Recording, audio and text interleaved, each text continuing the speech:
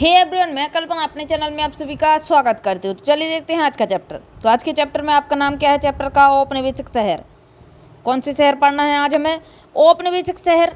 औपनिवेशिक शहर में नगरीकरण कैसा था, शहरीकरण कैसा था, नगर योजना वहाँ पर किस प्रकार की बना रखी थी नगरों में, और स्थापत्य कैसा था वहाँ का। तो इस चीज़ के बारे में हम लोग देखेंगे। तो चलिए चैप्टर का स्टार्ट करते हैं, देखते हैं कि क्या दिया हुआ है। तो देखिए इसको ध्यान से। इस अध्याय में हम औपनिवेशिक शहर में शहरीकरण की प्रक्रिया पर चर्चा करेंगे। क्या करेंगे? इस चैप्टर में हम शहरीकरण की प्रक्रिया पर चर्चा करेंगे। औपनिवेशिक शहरों की चारित्रिक विशेषताओं का अन्वेषण करेंगे, है ना। औपनिवेश में किस प्रकार से शहरीकरण बना रखा था, इस चीज़ के बारे में देखेंगे। उनमें होने वाले सामाजिक परिवर्तन को देखेंगे और 3 बड़े शहरों के बारे में बात करेंगे। तो एक तो आपका मद्रास साउथ का हिस्सा, दूसरा आपका कोलकाता जिसको पहले कलकत्ता बोलते थे, ये आपका कहाँ का हिस्सा है ना। तो ये आपका पश्चिम बंगाल है, और बम्बई आज का मुंबई महाराष्ट्र का हिस्सा। तो इनकी गहनता से अध्ययन करेंगे। तीनों शहर मूलतः मत्स्य ग्रहण तथा बुनाई के गांव थे। मत्स्य ग्रहण क्यों थे? क्योंकि देखिए कलकत्ता भी आपका जो है समुद्र या नदी किनारे मान लीजिए, ठीक है। बम्बई भी वही स्थिति में, और मद्रास भी आपका तमिलनाडु का हिस्सा उसी स्थिति में है। वे इंग्लिश ईस्ट इंडिया कंपनी की व्यापारिक गतिविधियों के कारण व्यापार के महत्वपूर्ण केंद्र बन गए। ईस्ट इंडिया कंपनी के कारण क्या हुआ? यहाँ पे व्यापार हुआ, समुद्र के किनारे थे तो व्यापार आसानी से हो जाता था समुद्र के द्वारा, है ना। तो ये क्या रहे तीनों केंद्र? तो तीनों केंद्र व्यापार के बहुत महत्वपूर्ण केंद्र रहे हैं। कंपनी के एजेंट 1639 में मद्रास तथा 1690 में कलकत्ता में बस गए। 1639 में इन्होंने क्या किया? मद्रास में आके बस गए, और 1690 में पूरे कलकत्ता पर कब्जा कर लिया। 1661 में बम्बई को ब्रिटेन के राजा ने एक कंपनी को दे दिया था। देखिए इसमें क्या हुआ था इधर पे कि जो है बम्बई को दहेज में दे दिया गया था। तो इसमें क्या हुआ था कि 1661 में बम्बई को ब्रिटेन के राजा ने कंपनी को दे दिया था। कंपनी को ऐसे नहीं दिया था, कंपनी को दहेज में दिया गया था। मुंबई कंपनी को क्या किया गया था? ये मुंबई को क्या किया गया था उस समय पे? दहेज में दे दिया था 1661 में। अब किसने किसको दहेज में दिया? तो इस चीज़ को देखिएगा। राजकुमारी थी इंग्लैंड पुर्तगाल की थी, ठीक है। कैथरीन राजकुमारी कौन सी थी? कैथरीन राजकुमारी थी पुर्तगाल की, और इनकी शादी हुई थी इंग्लैंड के राजा थे चार्ल्स द्वितीय। कौन से राजा थे? चार्ल्स सेकंड राजा थे। तो जब इनसे शादी हुई तो पुर्तगालियों ने क्या किया था? इंग्लैंड वासियों को मुंबई को दहेज में दे दिया था, है ना। तो ये देखिए आगे ये चीज़ हो चुकी थी यहाँ पर। चलिए देखिए आगे। कंपनी ने इन 3 बस्तियों में व्यापारिक तथा प्रशासनिक कार्यालय स्थापित किए। चलिए देखिए आगे।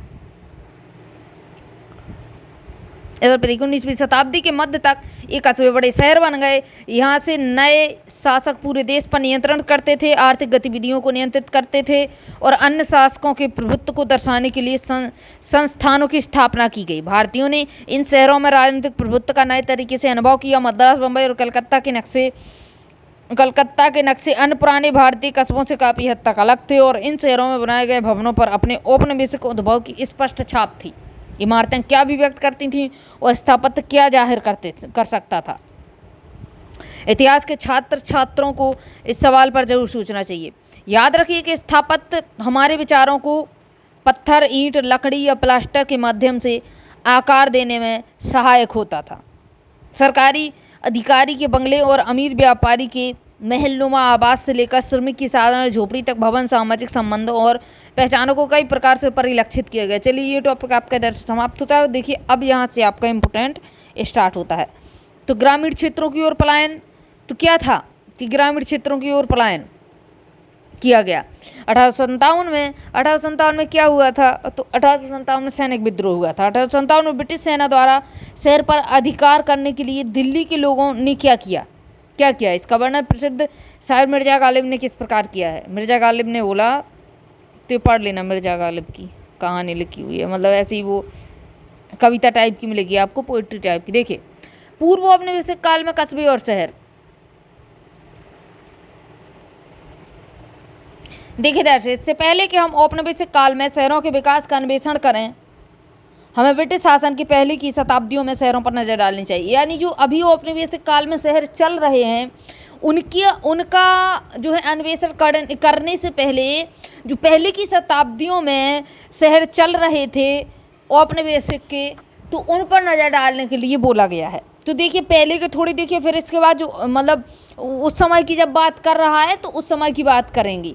कस्बों को उनका चरित्र कैसे मिला, देखिए कस्बों को सामान्यतः ग्रामीण इलाकों के विपरीत परिभाषित किया गया है। विपरीत ही माना जाता है, ग्रामीण या फिर आपका शहरीकरण होगा या ग्रामीण होगा, है ना।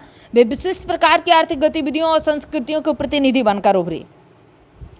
कस्बे जो थे क्या हुए, क्या पे आर्थिक गतिविधियां दिखाई गई, दिखाई देने लगी और सांस्कृतिक भी दिखाई दिया गया कुछ। लोग ग्रामीण अंचलों में खेती, जंगलों में संग्रहण या पशुपालन के द्वारा जीवन निर्वाह करते थे। जो गांव में लोग रहते थे वो क्या करते थे, या तो खेती करेंगे या फिर जंगलों में जो चीज़ उन्हें मिलती थी उस चीज़ पर निर्भर रहेंगे। जो खाने पीने का सामान जो भी मिलता था, जड़ी बूटी वगैरह, लकड़ी वगैरह, है ना, तो उस पर निर्भर रहेंगे। तीसरी चीज़ क्या थी, या फिर वो पशुपालन करेंगे। इसके विपरीत कस्बों में क्या रहता था, यानी अगर आप कस्बों की या शहरीकरण की बात करें तो क्या रहता था, एक तो आपको शिल्पकार मिलेंगे, वहाँ पे व्यापारी मिलेंगे, प्रशासक मिलेंगे और शासक मिलेंगे।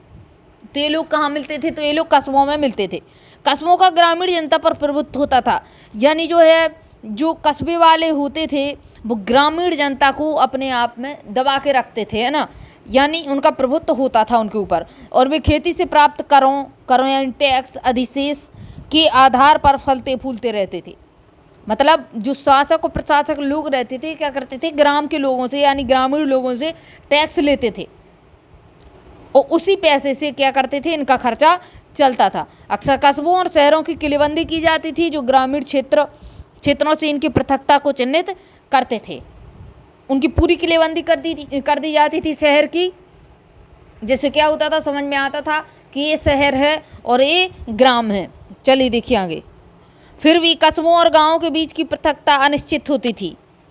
किसान तीर्थ करने के लिए लंबी दूरियां तय करते थे और कस्बों से होकर गुजरते थे। वे अकाल के समय कस्बों में जमा भी हो जाते थे, यानी जब अकाल पड़ता था तो कस्बों में चले जाते थे। इसके अतिरिक्त लोगों और माल का कस्बों से गांव की ओर विपरीत गमन होता था। क्या होता था, लोगों और माल जो सामान होता था कस्बों से गांव की ओर सामान चला जाता था। जैसे शिल्पकार हैं तो वो शहर में जैसे रहते थे या कस्बे में रहते थे, तो उनका जो सामान होता था वो कहाँ चला जाएगा, गांव में बेचने के लिए चले जाएंगे। जब कस्बों पर आक्रमण होते थे तो लोग अक्सर ग्रामीण क्षेत्रों में शरण ले लेते थे।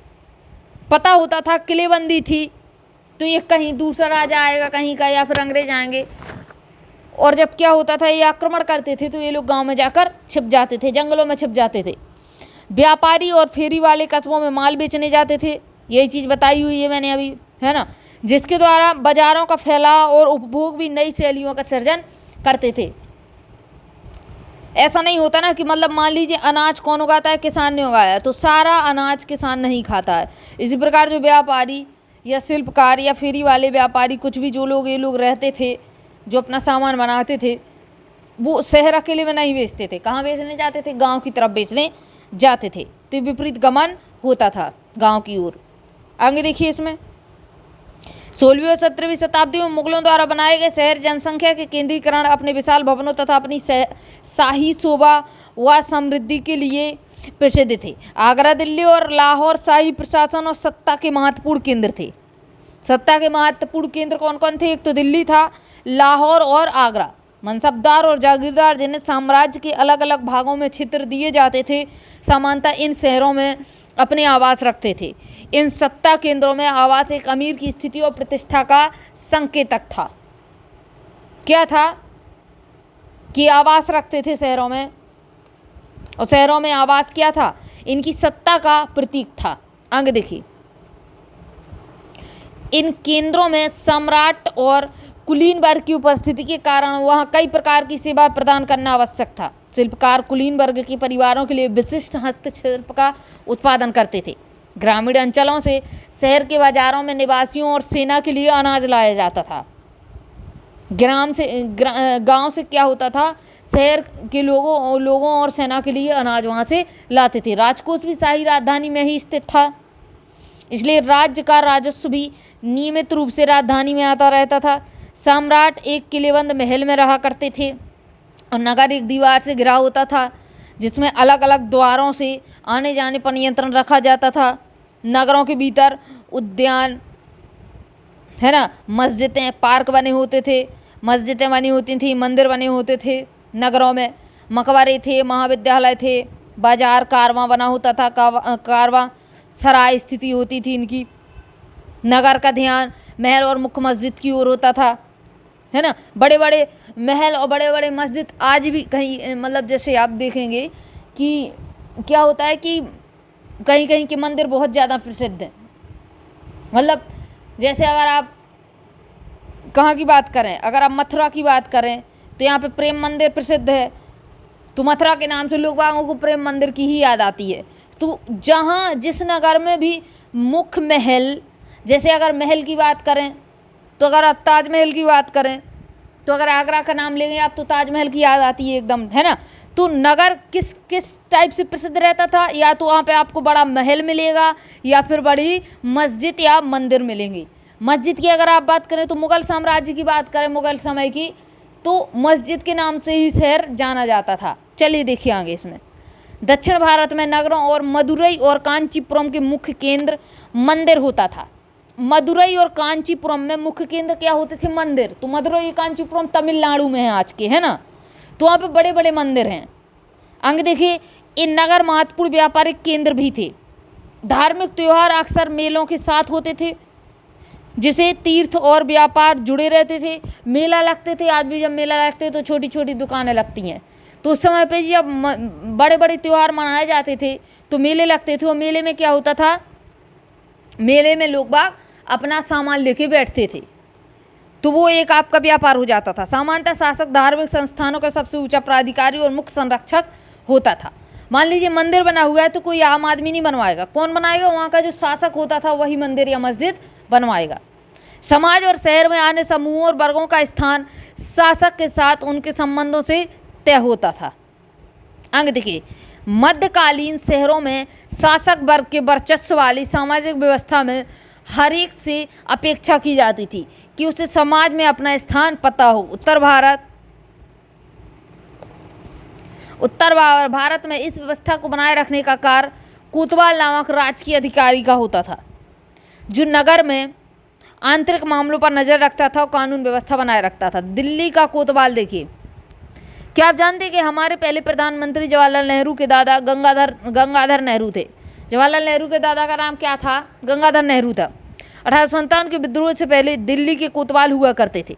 इस बारे में और जानकारी के लिए जवाहरलाल नेहरू की आत्मकथा आप पढ़ सकते हैं। तो उनकी आत्मकथा में दिया हुआ है कि 1857 के पहले इनके जो दादा थे गंगाधर नेहरू, ये कहाँ के कोतवाल हुआ करते थे? तो ये दिल्ली के कोतवाल हुआ करते थे। देखिए 18वीं शताब्दी में परिवर्तन हुआ। अब देखिए 18वीं शताब्दी में इन शहरों में क्या परिवर्तन आए। यह सब 18वीं शताब्दी में बदलने लगा। राजनीतिक तथा व्यापारिक पुनर्गठन के साथ पुराने नगर पतनोन्मुख हुए और नए नहरों का विकास हुआ। यानी पतनोन्मुख का मतलब है वहाँ टूट फूट हुई पुराने नगरों की, खत्म हुए पुराने नगर और नए नगरों का विकास हुआ। मुगल सत्ता के क्रमिक शरण के कारण ही उनके शासन के संबंध नगरों का अवसान हो गया। मुगल राजधानियाँ दिल्ली और आगरा में अपना राजनीतिक प्रभुत्व खो दिया। यानी जैसे मुगल सत्ता का पतन हुआ वैसे ही इनके नगरों का पतन हो गया, है ना, अलग अलग। फिर इसके बाद क्या हुआ, 18वीं शताब्दी में और कहीं पे नगर उभर चुके थे। नई क्षेत्रीय ताकतों का विकास, क्षेत्रीय राजधानियाँ उभरी। क्षेत्रीय राजधानियों में लखनऊ, हैदराबाद, श्रीरंगपट्टनम, पूना आज का पुणे, नागपुर, बड़ौदा, तंजौर आज का तंजावुर, है ना। तो ये बढ़ते महत्व में परिलक्षित हुए। व्यापारिक प्रशासन, शिल्पकार तथा अन्य लोग पुराने मुगल केंद्रों से इन नई राजधानियों की ओर काम और संरक्षण की तलाश में जाने लगे। जहाँ शहरीकरण हुआ वहाँ पर लोग बागों को काम मिलेगा तो लोग बाग वहीं पर पलायन कर जाएंगे। अंग देखिए, नए राज्यों के बीच निरंतर लड़ाइयों का परिणाम यह था कि भाड़े के सैनिकों को भी यहाँ तैयार रोजगार मिलता था। कुछ स्थानीय विशिष्ट लोगों तथा उत्तर भारत में मुगल साम्राज्य से संबंध अधिकारियों ने भी इस अवसर का उपयोग कस्बे और गंज जैसी नई शहरी बस्तियों को बसाने में किया, परंतु राजनीतिक विकेंद्रीकरण के प्रभाव सब जगह एक जैसे नहीं थे। कई स्थानों पर नए सिरे से आर्थिक गतिविधियां बढ़ीं। कुछ अन्य स्थानों पर युद्ध, लूटपाट तथा राजनीतिक अनिश्चितता आर्थिक पतन में परिणत हुई। व्यापार तंत्रों में परिवर्तन शहरी केंद्रों के इतिहास में परिलक्षित हुए। यूरोपीय व्यापारिक कंपनियों ने पहले मुगल काल में ही विभिन्न स्थानों पर आधार स्थापित कर लिया था। यानी मुगलों से ये लोगों ने क्या किया था, मुगल काल में ही जगह जगह पर अंग्रेजों ने अपनी कंपनियां स्थापित कर ली थी। पुर्तगालियों ने 1510 में पणजी में, डचों ने क्या किया, पुर्तगाली पणजी में स्थापित हुए। यानी पुर्तगालियों की कंपनी कहाँ स्थापित हुई, पणजी में, ठीक है। और इसके बाद पणजी यानी गोवा, ठीक है। और डचों ने क्या किया, मछलीपट्टनम यानी आज का मसूलीपट्टनम, 1605 में डच वहाँ पे स्थापित हो गए, यानी उनकी व्यापारिक कंपनी वहाँ पे स्थापित हो गई। अंग्रेजों ने मद्रास में क्या किया, ये अंग्रेज आपके इंग्लैंड वाले बोले जाते हैं अंग्रेजों ने मद्रास में 1639 में, और फ्रांसीसियों ने 1673 में पांडिचेरी में, आज का पांडिचेरी में व्यापारिक गतिविधियों में विस्तार के साथ ही इन व्यापारिक केंद्रों के आसपास नगर विकसित होने लगे। 18वीं शताब्दी के अंत तक स्थल आधारित साम्राज्यों का स्थान शक्तिशाली जल आधारित यूरोपीय साम्राज्यों ने ले लिया। अंतर्राष्ट्रीय व्यापार, वाणिज्यवाद तथा पूंजीवाद की शक्तियां अब समाज के स्वरूप को परिभाषित करने लगी थीं। मध्य 18वीं शताब्दी से परिवर्तन का एक नया चरण आरंभ हुआ, जब व्यापारिक गतिविधियां तथा अन्य स्थानों पर केंद्रित होने लगीं।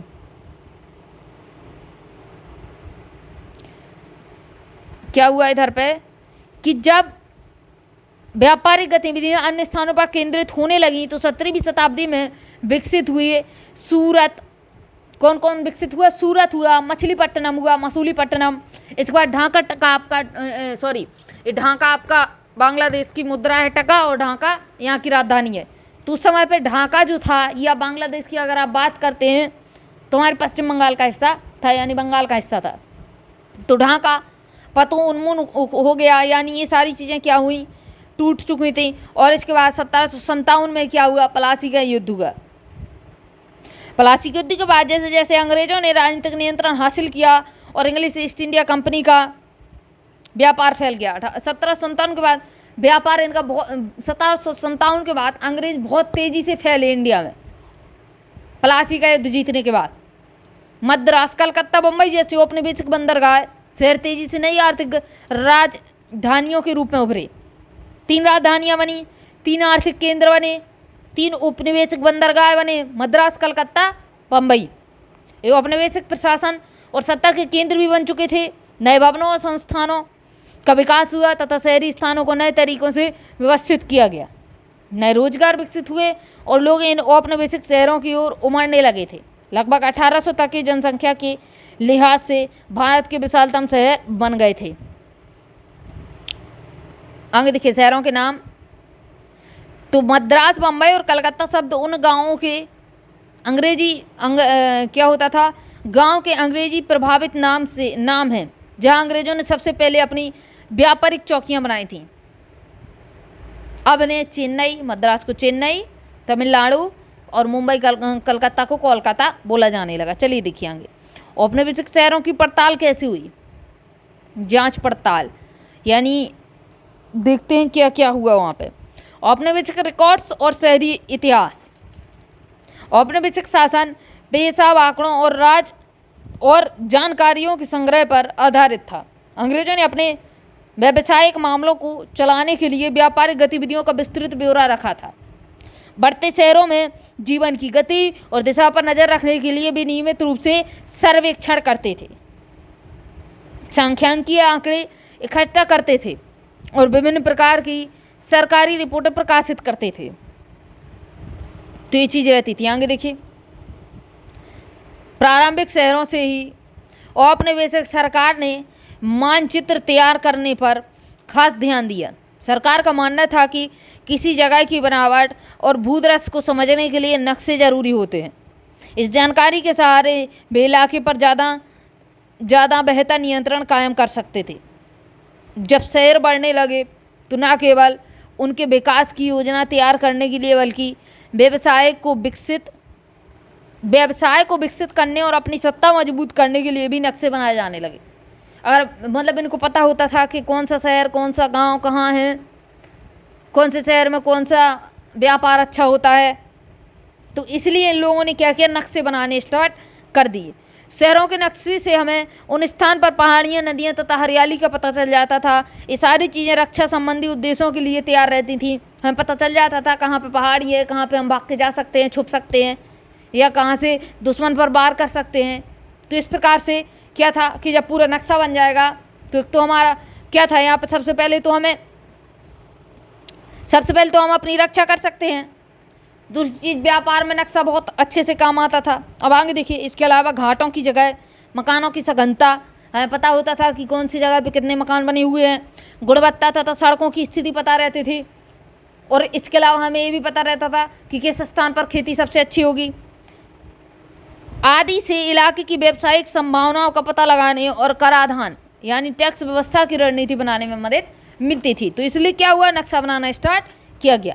19वीं सदी के आखिर से अंग्रेजों ने वार्षिक नगर पालिका कर वसूली के जरिए शहरों के रखरखाव के वास्ते पैसा इकट्ठा करने की कोशिशें शुरू कर दी थीं। टकरावों से बचने के लिए उन्होंने कुछ जिम्मेदारियां निर्वाचित भारतीय प्रतिनिधियों को भी सौंपी हुई थीं।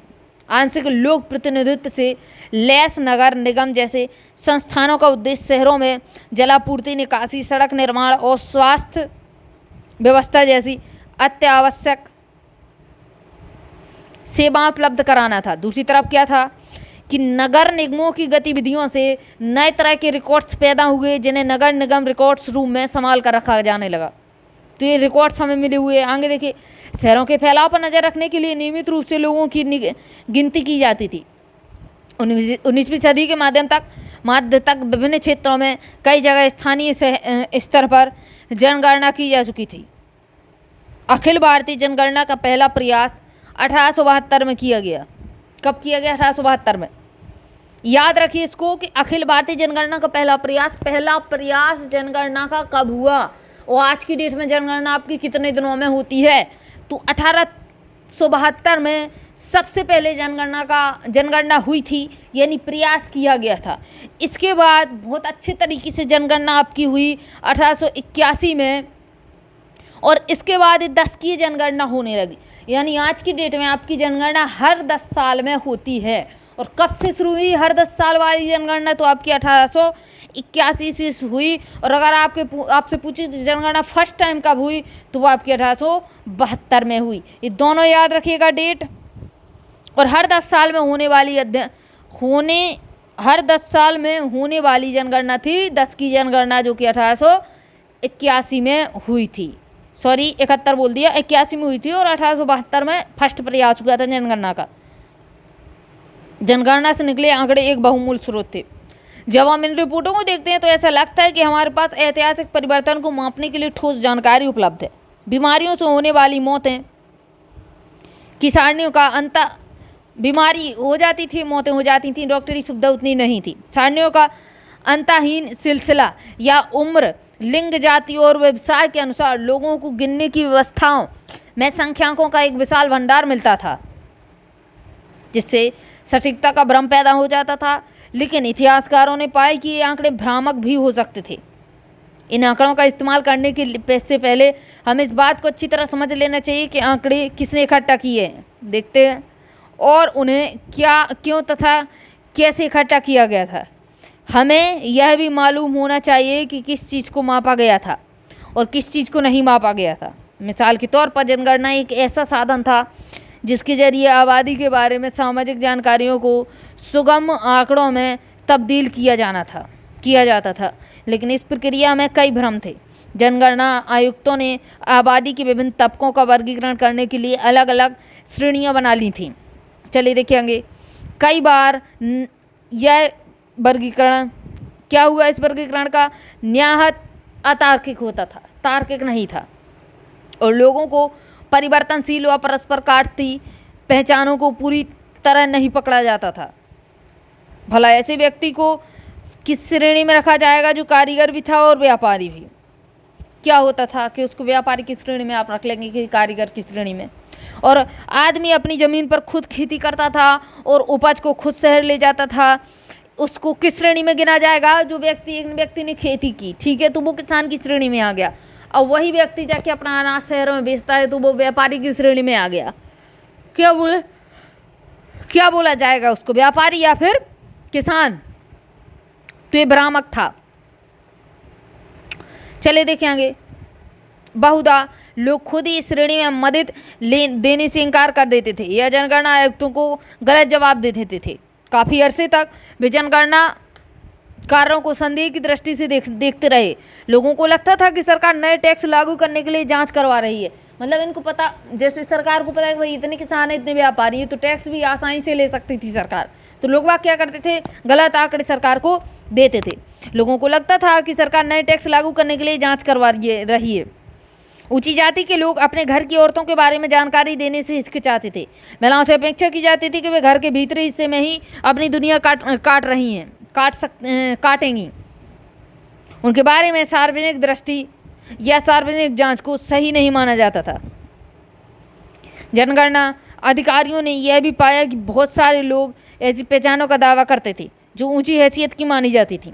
शहरों में ऐसे लोग भी थे जो फेरी लगाते थे या काम न होने पर मजदूरी करने लगते थे। इस तरह के बहुत सारे लोग जनगणना कर्मचारियों के सामने खुद को अक्सर व्यापारी बताते थे, क्योंकि उन्हें मजदूरी के मुकाबले व्यापार ज़्यादा सम्मानित गतिविधि लगती थी। तो क्या करते थे, खुद को व्यापारी बता देते थे। मृत्यु दर और बीमारियों से संबंधित आंकड़ों को इकट्ठा करना भी लगभग असंभव था।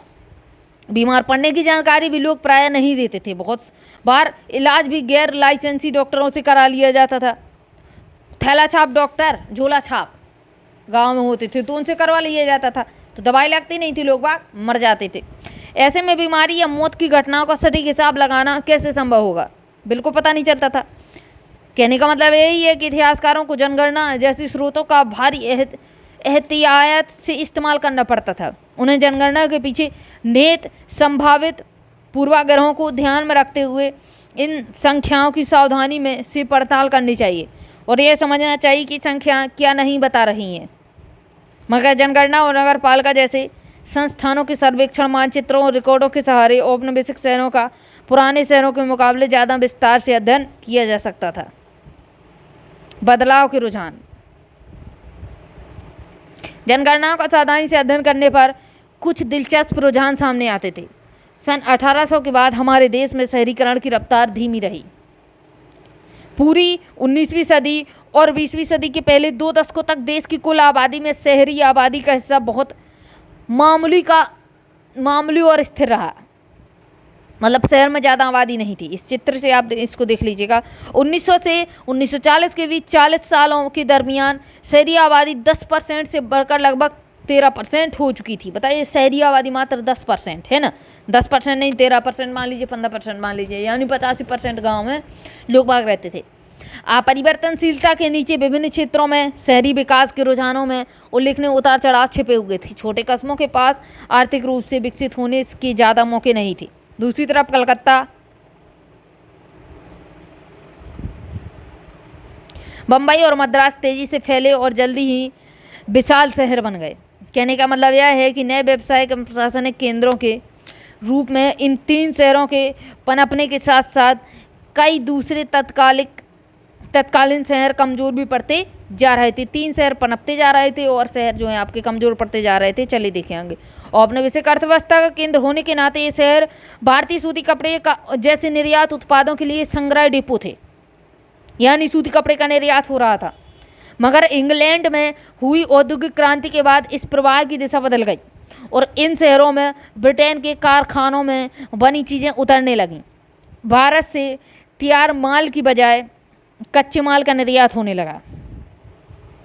इन आर्थिक गतिविधियों का स्वरूप ऐसा था कि उसने औपनिवेशिक शहरों को देश के परंपरागत शहरों और कस्बों से बिल्कुल अलग खड़ा हुआ था।